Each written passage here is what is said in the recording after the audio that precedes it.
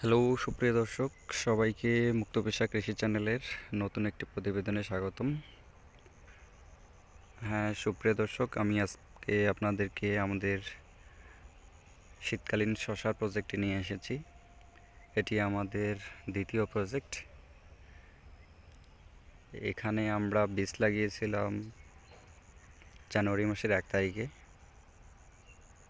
আজকে গাছের বয়স 30-31 দিনের মতো। তো আপনারা দেখতে পাচ্ছেন আমাদের গাছগুলি মোটামুটি, গাছের গ্রোথ ভালো আছে। তো আজকে আমি যে জিনিসটি আপনাদের কাছে শেয়ার করব সেটি হচ্ছে, আমরা এই গাছগুলিতে, গাছের গোড়ায় এখন আমরা যে পানির ক্যানেলটা দেখতে পাচ্ছেন, আমরা জমিতে পানি দিয়েছি, সেই ক্যানেল থেকে কিছু কিছু মাটি, কাদা মাটি আমরা গাছের গোড়ায় তুলে দিচ্ছি। এর কারণটা হচ্ছে, আপনাদেরকে আমি একটু দেখানোর চেষ্টা করি। দেখুন, এই গাছের গোড়ায় আমরা মাটি দিয়ে দিয়েছি। এরকম করে প্রত্যেকটা গাছের গোড়ায় কিছু কাদা মাটি আমরা লেপটে দিচ্ছি, দেখতে পাচ্ছেন প্রিয় দর্শক। গাছের কন্ডিশন মোটামুটি ভালো আছে, খারাপ না। এই গাছের গোড়া বেঁধে দেওয়ার উপকারিতা হলো, এই যখন আমরা এই কাদামাটি দিয়ে গাছের গোড়াটি ঢেকে দিব, তখন এখানে গোড়া পচনের যে একটা লক্ষণ থাকে বা প্রভাব থাকে, সেটা আর হবে না। অর্থাৎ গাছটি সম্পূর্ণরূপে আশঙ্কামুক্ত থেকে যায়। এছাড়া যখন আপনি এই গাছের গোড়াটি এভাবে মাটি দিয়ে ঢেকে দিবেন, তখন এখানের পোকার আক্রমণটাও খুব কম হয় এবং গাছ অনেক সুন্দর থাকে, গাছে কোনো ধরনের ক্ষতি হয় না, গাছটি খুব মজবুত হয়। এবং যখন এই গাছের গোড়ায় মাটি দেওয়া হয়, তখন গাছ নতুন শিকড় ছাড়ে এবং গাছটি খুব দ্রুত বড় হতে থাকে। তার জন্য আমরা এই প্রজেক্টে, আমাদের শীতকালীন শশার প্রজেক্টেরই, এখানে আমরা আজকে কিছু গাছের গোড়ায় এরকম করে মাটি দিয়ে দিয়েছি।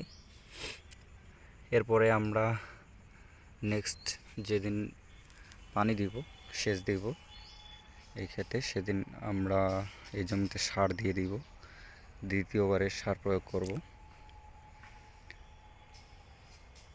যেহেতু শীতকাল, গাছের গ্রোথ বলতে গেলে অনেকটা কম যদিও, কিন্তু তবুও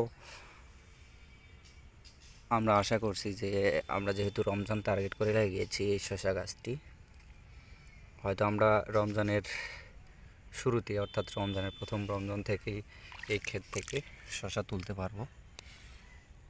কিছু কিছু গাছ আমাদের একটু বড় হয়েছে, সেই গাছগুলোতে আমরা দেখছি, লক্ষ্য করছি যে শশা ফুল জালি অলরেডি চলে এসেছে একটা দুটো গাছে।